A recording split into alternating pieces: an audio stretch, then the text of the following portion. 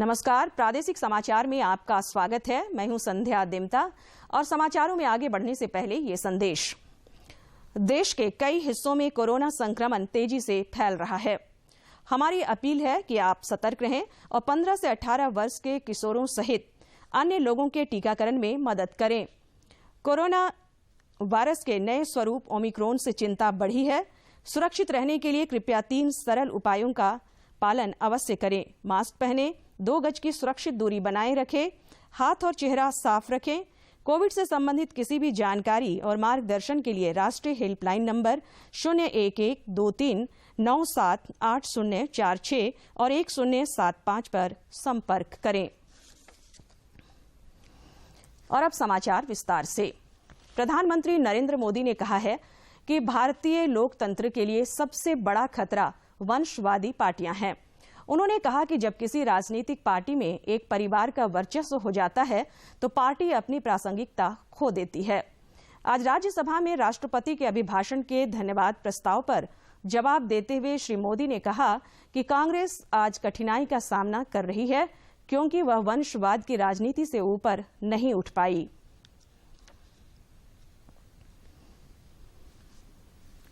केंद्रीय स्वास्थ्य एवं परिवार कल्याण मंत्री डॉक्टर मनसुख मांडविया ने कहा है कि कोविड टीकाकरण से मृत्यु दर और अस्पताल में भर्ती होने वाले मरीजों की संख्या में कमी आई है। आज राज्यसभा में पूरक प्रश्नों का उत्तर देते हुए उन्होंने कहा कि महामारी की तीसरी लहर के दौरान कोविड टीकाकरण ने एक महत्वपूर्ण भूमिका निभाई है। श्री मांडविया ने कहा कि भारतीय आयुर्विज्ञान अनुसंधान परिषद के अनुसार वैक्सीन लेने वाले 99% से अधिक लोग सुरक्षित हैं। जनजातीय मामलों के केंद्रीय मंत्री अर्जुन मुंडा ने आज नई दिल्ली में लोकसभा अध्यक्ष ओम बिरला से संसद भवन स्थित उनके कक्ष में अनौपचारिक मुलाकात की। इस दौरान कई बिंदुओं पर चर्चा हुई। देश में पिछले 24 घंटे के दौरान कोविड-19 के 67,597 नए संक्रमितों की पहचान की गई, जबकि इस दौरान 1,80,456 लोग स्वस्थ भी हुए। इधर झारखंड में पिछले 24 घंटे के दौरान कोरोना के 280 नए संक्रमितों की पहचान की गई, जबकि इस दौरान 473 लोग स्वस्थ भी हुए। इसके साथ ही राज्य में सक्रिय मामलों की संख्या घटकर 2,421 रह गई है। देश में कोविड के खिलाफ जारी जंग में टीकाकरण अभियान तेज गति से जारी है। केंद्रीय स्वास्थ्य मंत्रालय के अनुसार देश में अब तक 1,70,71,72,615 कोविड रोधी टीके लगाए जा चुके हैं। केंद्र सरकार के कोविड टीकाकरण अभियान को सरकारी स्वास्थ्य कर्मियों के साथ साथ गैर सरकारी संस्थाओं और स्वयं सहायता समूहों का भी भरपूर सहयोग मिल रहा है। यही कारण है कि यह अभियान कम समय में ही अपने संपूर्ण लक्ष्य के बेहद करीब पहुंच गया है। गलियों में ढोल पीट रहा यह व्यक्ति किसी उत्सव या ग्राम सभा की मुनादी नहीं कर रहा, बल्कि यह लोगों को जगाने आया है। वैसे लोगों को जगाने आया है जो कोरोना की भयावहता के बावजूद कोविड का टीका लेने में पीछे रह गए हैं। महिला समूह की दीदियां पेड़ के चबूतरे पर गांव की महिलाओं को टीकाकरण की खूबियां बता रही हैं। इन तरकीबों का कितना असर हो रहा है, यह गाँव के पंचायत सचिवालय और प्राथमिक स्वास्थ्य केंद्र में टीका लेने के लिए लगी कतार खुद बयां कर रहा है। TRIF जैसी संस्थाओं ने भी स्थानीय प्रशासन और जनप्रतिनिधियों के साथ मिलकर टीकाकरण को घर घर तक पहुंचाने में अपनी भूमिका निभाई। घर घर जाके हम लोगों ने नुक्कड़ नाटक कह लीजिए या तो किसी के माध्यम से SHG महिलाओं के माध्यम से हम लोगों ने इस चीज़ को बोला कि भाई ये हमारे हित के लिए है, इस वैक्सीन को हम लोग को लेना चाहिए, ये हमारी जीवन रक्षा के लिए है। तो प्रचार प्रसार का नतीजा ये हुआ कि हमारे जो पंचायत के लोगों ने इस चीज़ को अपनाया भी, और अभी देखा जाए हमारे यहाँ लगभग फर्स्ट डोज का जो वैक्सीन है वो लगभग 97% तक कंप्लीट हो चुका है और सेकेंड डोज की ओर भी हम लोग हैं। यही नहीं, गांव में टीकाकरण का यह अभियान उनके आत्मसम्मान से भी जुड़ गया है। घर की दीवारों पर लगा लाल, पीला और हरा निशान बताता है कि यह परिवार टीकाकरण को लेकर कितना गंभीर है। जाहिर है कि कोई परिवार नहीं चाहता कि उसकी दीवार पर लाल निशान हो, और सभी परिवार अपनी दीवार पर जल्द से जल्द हरा निशान लगवा लेना चाहते हैं। जो घर पे कलर जो लोग पहला डोज पूरा घर अगर ले लिया है तो उसको हरा कलर किए, जिसमें से 1-2 जन बचा है उसको जो है पीला कलर किए थे शुरुआत में। उसके बाद जो जिसमें कोई नहीं लिया लाल कलर किए, उसकी गतिविधि को फिर दोबारा से जो चेंज किए, जिसमें 1 जन भी अगर छूटा है उस घर को लाल कर दिए गए। तो उसका नतीजा ये हुआ कि जो जिसके घर लाल कलर हो गया तो वो कलर जो है अपने को हरा करना चाहता, तो वो वैक्सीन लेने के लिए आया और उसने फ़ोन भी किए कि हमें वैक्सीन कहाँ लग रहा है, कहाँ मिल रहा है, तो हम वैक्सीन लें। हरा डोज का मतलब है कि जिसका घर में पूरा परिवार का पूरा हो गया है उसका वैक्सीन फर्स्ट डोज, तो उसमें हरा लगाते हैं। और इन प्रयासों ने गांव के लोगों की टीकाकरण को लेकर भ्रांतियों को जड़ से मिटाकर उन्हें समझदार नागरिक बना दिया है। अब तो ये दूसरों को भी टीका लेने की नसीहत देने लगे हैं। बताइए। टीका लेना तो सबके लिए बहुत जरूरी है। जो महामारी चल रहा है इसके लिए सबको बहुत अच्छा चीज़ है। ये जो टीका का व्यवस्था किया जाता है यहाँ दुरुस्त ढंग से किया जाता है। केंद्र सरकार के टीकाकरण की मुहिम अब जन जन का अभियान बन गया है। इसमें स्वयंसेवी संस्थाओं और स्वयं सहायता समूहों की भूमिका को भी नकारा नहीं जा सकता। जमशेदपुर के शहरी क्षेत्रों में 15 से 18 आयु वर्ग के बच्चों को जल्द से जल्द वैक्सीनेट को लेकर आज जिला प्रशासन ने सभी प्रोजेक्ट स्कूलों के प्रिंसिपलों के साथ बैठक की। इस मौके पर धालभूम के एसडीओ संदीप कुमार मीणा ने कहा कि ग्रामीण क्षेत्रों की तुलना में शहरी क्षेत्रों में किशोरों में टीकाकरण का काम धीमा है। इसमें तेजी लाने को लेकर आवश्यक दिशा निर्देश दिया गया है। 18 ईयर्स का वैक्सीनेशन अच्छी स्पीड में चल रहा है ग्रामीण क्षेत्र में, लेकिन शहरी क्षेत्र में आप देखोगे तो केवल 55% बच्चे ऐसे हैं उस एज ग्रुप में जिनका वैक्सीनेशन हुआ है। प्राइवेट स्कूल्स में कुछ पहले इशू थे क्योंकि बच्चे नहीं आ पा रहे थे। अब बच्चे चूँकि स्कूल में आ गए हैं और उन बच्चों का वैक्सीनेशन होना बहुत ज़रूरी है, तो हमने सारे प्रिंसिपल्स को बुला करके निर्देश दिया है कि जितनी जल्दी हो सके उन बच्चों को आप वैक्सीनेट करा लें। एक इशू ये आ रहा है कि जो बच्चे कोविड पॉजिटिव हुए हैं, चूँकि उनका सरकार की तरफ से गाइडलाइन बड़ी क्लियर कट है कि उनको वैक्सीन 3 महीने तक, रिकवरी के बाद 3 महीने तक वैक्सीन नहीं लगनी है। तो वो इंस्ट्रक्शन दिया है कि ऐसे बच्चों को वैक्सीन नहीं लगवाई जाए और पेरेंट्स को या बच्चों को स्कूल में एंट्री से नहीं रोका। कब तक का मैंने कंप्लीट करने का निर्देश। जमशेदपुर पूर्वी के विधायक सरयू राय ने आयुष्मान भारत योजना की विस्तृत जानकारी के लिए एक कार्यशाला को संबोधित किया। श्री राय ने कहा कि आयुष्मान भारत योजना को लेकर अधिक से अधिक लोगों को जागरूक किए जाने की जरूरत है।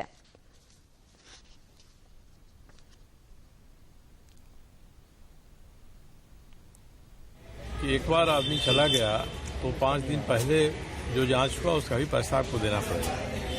इसलिए इस मामले के जो भी जानकार हैं, डॉक्टर हैं, आयुष्मान के प्रभारी हैं या जो सामाजिक कार्यकर्ता सोशल एक्टिविस्ट हैं, उनको मैंने एक साथ बुलाया है कि डिस्कशन करके एक सही तस्वीर प्रस्तुत करें और जो भी व्यक्ति ये चाहता है कि हम मरीजों की, जरूरतमंदों की मदद आयुष्मान योजना में कराएं, उसके पास ये जानकारी होनी चाहिए।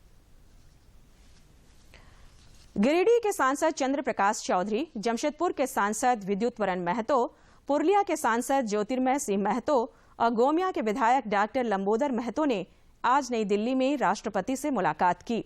इन नेताओं ने संयुक्त रूप से राष्ट्रपति को झारखंड सरकार द्वारा राज्य के बोकारो और धनबाद जिले में भोजपुरी तथा मगही और अन्य जिले में मैथिली एवं अंगिका को क्षेत्रीय भाषा की सूची में शामिल करने पर चल रहे व्यापक आंदोलन एवं इसको लेकर लोगों में व्याप्त आक्रोश से अवगत कराया।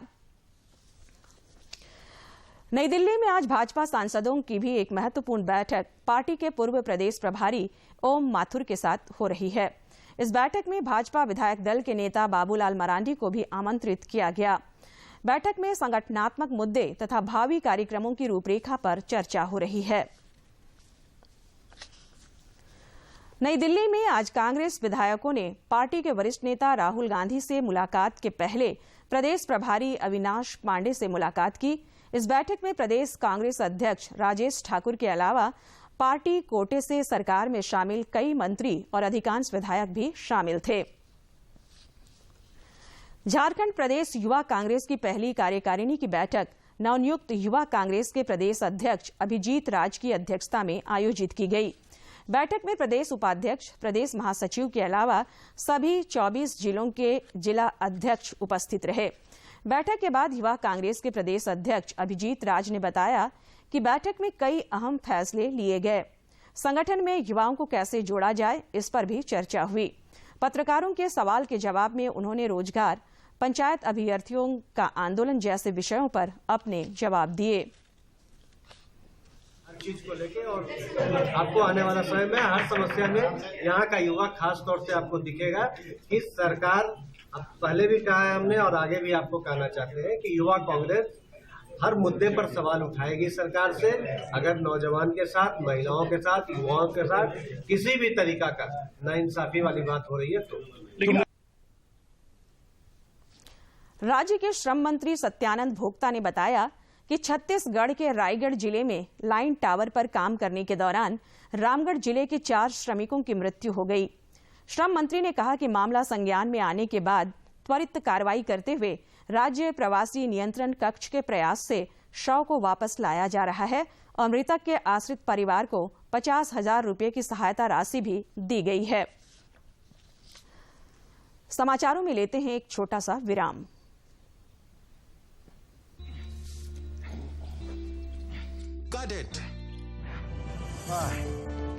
सोचिए, अगर असल जिंदगी में ऐसी हालत हो तो कितनी मुश्किलें होती हैं, लेकिन शुक्र है बैंकिंग के लिए नहीं। अगर आपकी उम्र 70 साल से अधिक हो या आप दिव्यांग हो तो बैंक आपको कुछ जरूरी बैंकिंग सुविधाएं घर बैठे बैठे दे सकता है। आरबीआई कहता है, जानकार बनिए, सतर्क रहिए।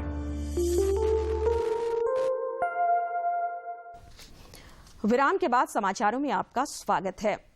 झारखंड उच्च न्यायालय में आज जेएसएससी संशोधित नियमावली के खिलाफ दायर याचिका पर सुनवाई हुई। हाईकोर्ट के मुख्य न्यायाधीश न्यायमूर्ति रवि रंजन और न्यायमूर्ति एसएन प्रसाद की खंडपीठ में हुई सुनवाई के दौरान झारखंड सरकार की ओर से सुप्रीम कोर्ट के अधिवक्ता पी पटवालिया ने पूर्व में सुप्रीम कोर्ट की ओर से नियुक्ति नियमावली को लेकर जारी जजमेंट का हवाला देते हुए अपनी दलील पेश की। इस दौरान राज्य सरकार की ओर से कोर्ट से ऐसे सभी जजमेंट की कंपाइल कॉपी की मांग की है। मामले की अगली सुनवाई 16 फरवरी के लिए तय की गई है। संशोधन के मामले पर आज झारखंड उच्च न्यायालय में माननीय मुख्य न्यायमूर्ति डॉक्टर रवि रंजन एवं न्यायमूर्ति सुजीत नारायण प्रसाद की खंडपीठ में सुनवाई हुई।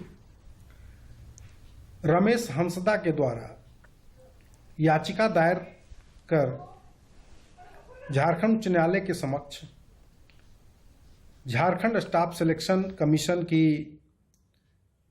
संशोधित नियुक्ति नियमावली को चुनौती दी गई थी, जिस पर राज्य सरकार के द्वारा अपना जवाब दाखिल कर यह बताया गया कि अन्य राज्यों में इस प्रकार की शर्त लगी हुई है। इसी को देखकर झारखंड में भी इस प्रकार का प्रावधान किया गया था। राज्य सरकार के जवाब के बाद प्रार्थी की ओर से यह बताया गया कि राज्य सरकार का जवाब देर से आया है, इसलिए मैं इस पर प्रत्युत्तर दाखिल करूंगा। उसकी प्रार्थना को स्वीकार करते हुए माननीय खंडपीठ ने 16 फरवरी का समय विस्तृत सुनवाई के लिए निर्धारित किया है। 14 फरवरी से 31 मार्च तक बेंगलुरु में आयोजित जूनियर भारतीय पुरुष हॉकी टीम के राष्ट्रीय कैंप के लिए झारखंड के 3 पुरुष हॉकी खिलाड़ियों का चयन हुआ है। इन 3 खिलाड़ियों में असीम तिर्की और डेनिस करकेटा सिमडेगा जिला के हैं, वहीं बिरसा ओडिया खूंटी जिले के रहने वाले हैं। तीनों खिलाड़ियों का इंडिया कैंप में चयन होने पर हॉकी झारखंड के अध्यक्ष भोलानाथ सिंह समेत अन्य पदाधिकारियों ने बधाई और शुभकामनाएं दी हैं। फरवरी महीने में पिछले 2 दिनों से रांची में काफी ठंड पड़ रही है।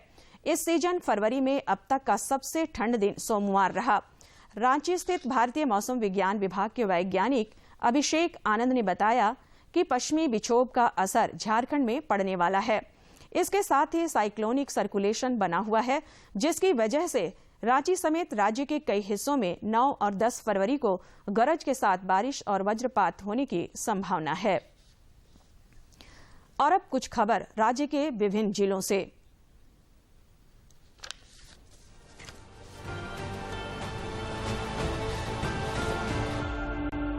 पलामू और लातेहार जिले की सीमा पर टीपीसी और जेजेएमपी उग्रवादी के बीच गोलीबारी की सूचना है।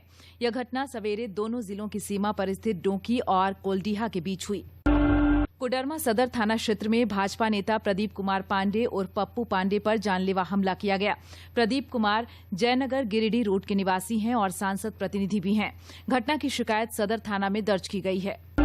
स्वामित्व योजना के तहत खूंटी जिले के तोरपा प्रखंड के गांव में ड्रोन की सहायता से आबादी वाले क्षेत्रों का सर्वे किया जा रहा है। इसके तहत तोरपा प्रखंड के दियाखेल एवं चंद्रपुर में ग्राम सभा के माध्यम से ग्रामीणों को योजना की पूर्ण जानकारी दी गई। हजारीबाग के उग्रवाद प्रभावित चौपारण प्रखंड के भगहर गांव में एक ग्रामीण की हत्या कर दी गई है। बताया जा रहा है कि हमलावरों ने वृद्ध व्यक्ति के सिर पर वार किया है। अब तक हत्या के कारणों के बारे में जानकारी नहीं मिली है। पुलिस मामले की छानबीन में जुटी है। रांची में एक अनियंत्रित कार हरमू पुल से नीचे गिर गई। इस हादसे में कार पूरी तरह से क्षतिग्रस्त हो गई है। बताया गया है कि तेज रफ्तार के कारण यह हादसा हुआ। राजधानी रांची के अरगोड़ा थाना क्षेत्र के हरमू हाउसिंग कॉलोनी में एक युवती का शव फांसी के फंदे से लटकता मिला है। मृतका चान्हो थाना क्षेत्र की रहने वाली थी। पुलिस मामले की छानबीन में जुटी है। पूर्वी सिंहभूम जिले के घोड़ाबांदा थाना क्षेत्र में पुलिस प्रशासन की टीम ने अवैध रूप से बालू खनन में लगे कारोबारियों के खिलाफ बड़ी कार्रवाई की है। इस दौरान अवैध रूप से बालू लदे कई वाहनों को जब्त किया गया। रांची के अपर न्यायायुक्त विशाल श्रीवास्तव की अदालत ने पूर्व मंत्री योगेंद्र साव को चिरुडी उत्खनन कार्य और सरकारी कार्य में बाधा डालने समेत अन्य आरोपों से साक्ष्य के अभाव में कल बरी कर दिया। वहीं उनकी पत्नी पूर्व विधायक निर्मला देवी और सहयोगी मंटू सोनी को दोषी करार देते हुए 1-1 महीने की साधारण कारावास की सजा सुनाई है। गोड्डा जिले के मुफस्सिल थाना क्षेत्र में एक वाहन की चपेट में आने से एक युवक की मौत हो गई, जबकि दूसरा घायल हो गया। वहीं गोड्डा की हनवारा थाना क्षेत्र में एक युवती की सड़क दुर्घटना में मौत हो गई। रांची के उपायुक्त छवि रंजन ने जिला स्तरीय कोविड टास्क फोर्स की बैठक की। बैठक के दौरान बेड़ो, लापुंग, मांडर, तमाड़, कांके, रातू और सोनाहातू के प्रखंड विकास अधिकारियों और प्रभारी चिकित्सा अधिकारी को कई निर्देश दिए।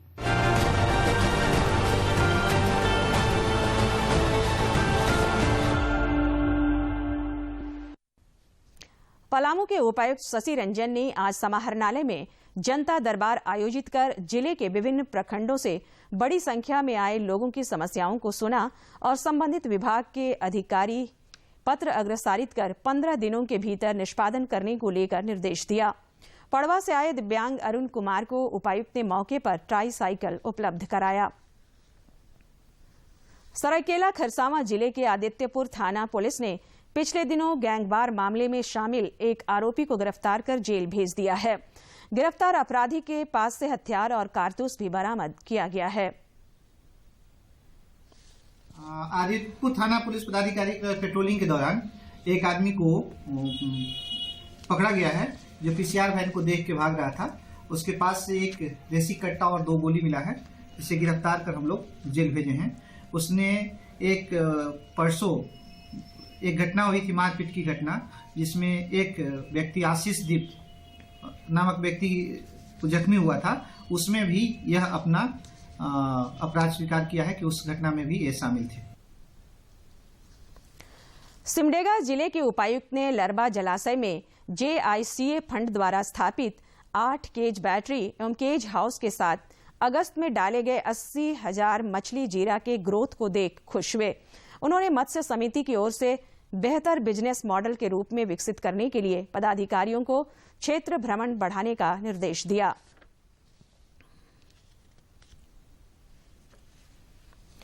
दूरदर्शन झारखंड पर पल पल की खबरों से जुड़े रहने के लिए आप हमारे social media platform Twitter, Facebook और यूट्यूब से जुड़ सकते हैं, क्योंकि खबरों से जितना बाखबर रहना जरूरी है, उससे ज्यादा जरूरी है सटीक, संतुलित और निष्पक्ष समाचार। हमारा ट्विटर हैंडल है DD न्यूज झारखंड और फेसबुक पेज है RNUDDK। आप हमें YouTube channel Jharkhand DD news पर भी देख और सुन सकते हैं। पश्चिमी सिंहभूम के उपायुक्त अनन्या मित्तल के द्वारा आज समाहरणालय स्थित कार्यालय कक्ष में आयोजित जनता मिलन कार्यक्रम के तहत जिले के विभिन्न क्षेत्रों से आए आम जनों से भेंट कर उनकी समस्या को सुनते हुए तत्काल संबंधित विभाग के पदाधिकारियों को निराकरण करने का निर्देश दिया। देवघर के उपायुक्त मंजूनाथ भजंत्री की अध्यक्षता में महाशिवरात्रि के सफल आयोजन के लिए समाहरणालय सभागार में बैठक का आयोजन किया गया। इस दौरान स्वास्थ्य सुरक्षा, देवतुल्य एवं श्रद्धालुओं की सुविधा, ट्रैफिक एवं सुरक्षा व्यवस्था को लेकर विभिन्न बिंदुओं पर विस्तृत चर्चा करते हुए किए जाने वाले कार्यों को लेकर संबंधित अधिकारियों को आवश्यक और उचित दिशा निर्देश दिया। उग्रवाद प्रभावित खूंटी जिले में पुलिस और विभिन्न अर्धसैन्य बलों की ओर से नक्सली गतिविधियों पर अंकुश लगाने के लिए साझा अभियान चलाया जाता रहा है। वहीं ग्रामीणों में विश्वास पैदा करने और उनकी समस्याओं के समाधान को लेकर समय समय पर सामुदायिक पुलिसिंग का भी आयोजन किया जाता रहा है। संयम बना के रखें और अपनी जगह पे बैठे रहें। सारे उम्र वाले साथ में आए, अपने आप को स्थान दें।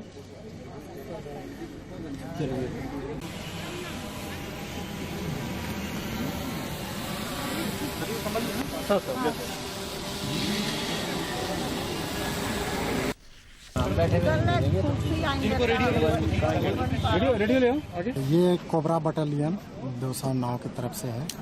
गरीबों के लिए यहाँ बीच बीच में कोबरा की ओर से हर समय कुछ न कुछ वितरण होते रहता है। जैसे अभी ठंडा का मौसम है तो गरीब महिलाओं, बूढ़ा बूढ़ी लोगों को ये लोग कंबल दे रहे हैं, जवान लोग को अपना रेडियो दे रहे हैं कि अपना न्यूज़ सुन सके।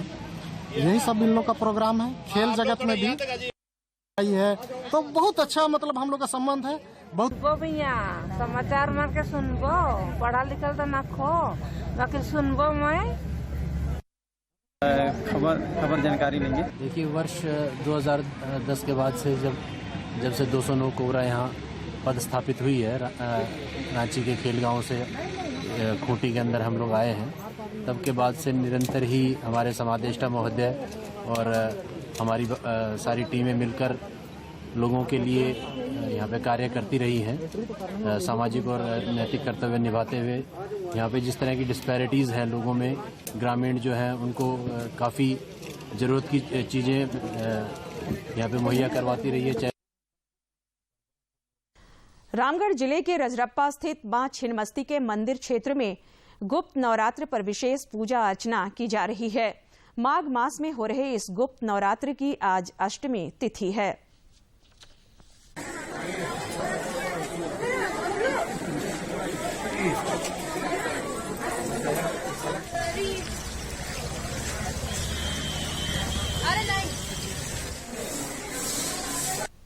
पटना से आया हूँ माँ का दर्शन करने के लिए। अभी नवरात्रा चल रहा है, गुप्त नवरात्रा, किसी को बहुत लोगों को पता नहीं है। माँ को दर्शन करने के लिए आए हैं छिन्नमस्तिका मंदिर में। यहाँ पर्व में आए हैं, जो भी मनोकामना पूर्ण होता है। बल्कि यहाँ तो आए हुए सर, लॉकडाउन का संपूर्ण पालन किया जा रहा है। नवरात्रा में बहुत तामझाम तो नहीं होती है, लेकिन भक्तों का जो है गुप्त ढंग से अपने पूजा पाठ करते हैं, गुप्त ढंग से अपनी साधना करते हैं। और निश्चित रूप से गुप्त नवरात्रा है, इसलिए साधक किसी भी गुप्त स्थान में बैठ के अपना साधना करते रहते हैं। इजराइल को युवा किसानों का देश कहा जाता है और हाल के कुछ दशकों में इजराइल ने नई तकनीक के साथ खेती करके पूरी दुनिया में अपनी पहचान बनाई है। झारखंड सरकार की ओर से भी कई किसानों को प्रशिक्षण के लिए इजराइल भेजा गया था और इजराइल से लौटकर देवघर के किसान भी नई तकनीक अपनाकर अधिक मुनाफा कमा रहे हैं।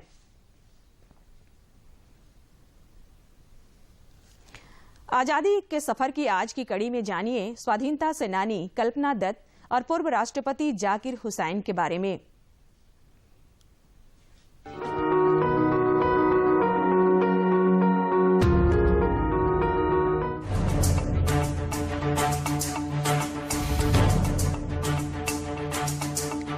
आज की कड़ी में हम श्रद्धांजलि अर्पित कर रहे हैं स्वाधीनता सेनानी कल्पना दत्त को, जिनका निधन 8 फरवरी 1995 को हुआ था। कल्पना दत्त सूर्यसेन के क्रांतिकारी संगठन इंडियन रिपब्लिकन आर्मी की सदस्य थी। मशाल में जगा दो, मुझे जीने की वजह दो, कह रही है मुझसे जिंदगी, अस्तित्व ही मिटा दो।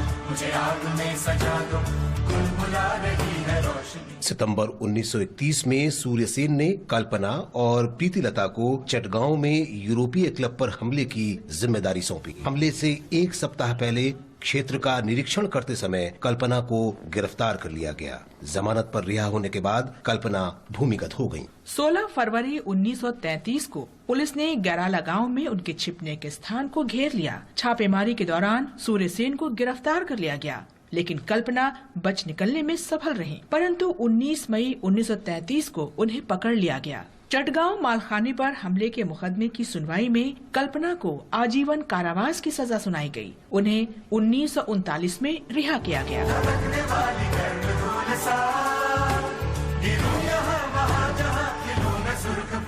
कल्पना ने 1940 में कलकत्ता विश्वविद्यालय से स्नातक डिग्री ली। उन्होंने बांग्ला भाषा में आत्मकथा लिखी, जिसे अंग्रेजी में चटगांव आर्मरी रेडर्स रिमिनेंसेस के नाम से अनुदित किया गया। महान स्वतंत्रता सेनानी को शत शत नमन।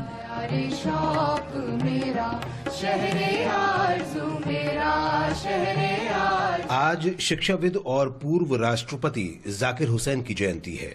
उनका जन्म 8 फरवरी 1897 को हैदराबाद में हुआ था। महात्मा गांधी की अपील पर जाकिर हुसैन ने अलीगढ़ में मुस्लिम नेशनल यूनिवर्सिटी की स्थापना में सहायता की, जिसे बाद में दिल्ली लाया गया और जामिया मिलिया इस्लामिया नाम रखा गया। वे 1926 से 1948 तक इसके कुलपति रहे। ये संस्थान ब्रिटिश शासन से भारत को स्वाधीन कराने के संघर्ष से जुड़ा रहा। इसने महात्मा गांधी और हकीम अजमल खान के विचारों के अनुरूप मूल्य आधारित शिक्षा प्रदान की। गांधी जी के निमंत्रण पर जाकिर हुसैन बुनियादी शिक्षा पर राष्ट्रीय समिति के अध्यक्ष भी बने। स्कूलों के लिए गांधीवादी विचारधारा पर आधारित पाठ्यक्रम तैयार करने के लिए।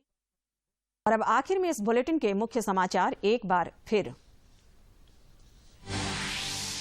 प्रधानमंत्री ने राज्यसभा में राष्ट्रपति के अभिभाषण पर दिया जवाब। कहा, भारत ने 80 करोड़ से अधिक देशवासियों को निःशुल्क राशन देकर दुनिया के सामने मिसाल कायम की।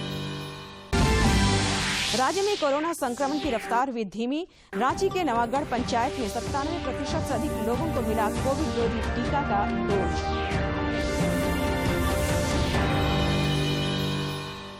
झारखंड उच्च न्यायालय में जेएसएससी संशोधित नियमावली को चुनौती देने वाली याचिका पर हुई सुनवाई।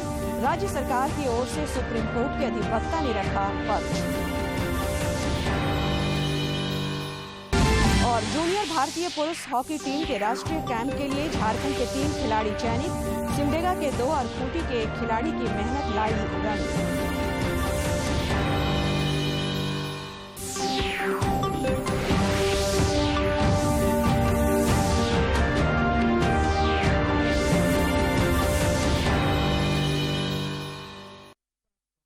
जल्दी करो यार, प्लीज जल्दी। दूसरा कोई मैच है क्या? ऐसा ही कुछ है यार, बैंक जाना है दादाजी को लेके। हाँ यार, उम्र होने पर कभी कभी मदद तो लगती है, पर बैंकिंग में नहीं। वैसे भी आरबीआई कहता है सीनियर सिटीजन सबसे पहले। अगर आप 70 साल से ऊपर हैं और आप बैंक नहीं जा सकते तो बैंक आएगा आपके पास जरूरी सेवाएं लेकर, वो भी वाजिब दरों पर। सीनियर सबसे पहले।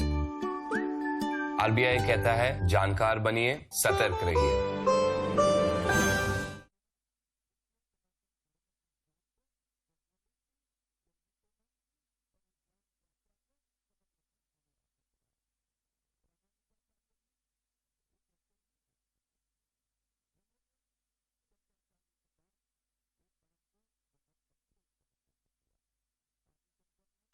मैं नहीं मानता कि तंबाकू जानलेवा है।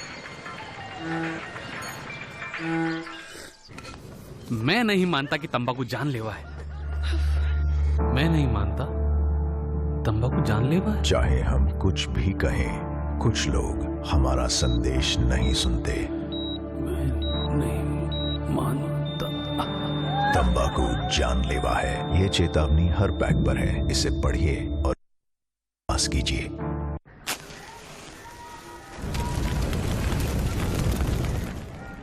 बीड़ी सिगरेट का हर कश आपको नुकसान पहुंचाता है। ये आपके दिल तक खून ले जाने वाली मुख्य नस है। धूम्रपान से इसमें चिपचिपापन आ जाती है, जिससे इसमें जहरीले पदार्थ भर जाते हैं। इतना एक धूम्रपान करने वाले की नसों में पाया गया है। उम्र 32 वर्ष। बीड़ी सिगरेट का हर कश आपके लिए नुकसानदायक है। मनुष्य के स्पंज समान फेफड़े हवा सोखने के लिए बने हैं, लेकिन कुछ लोग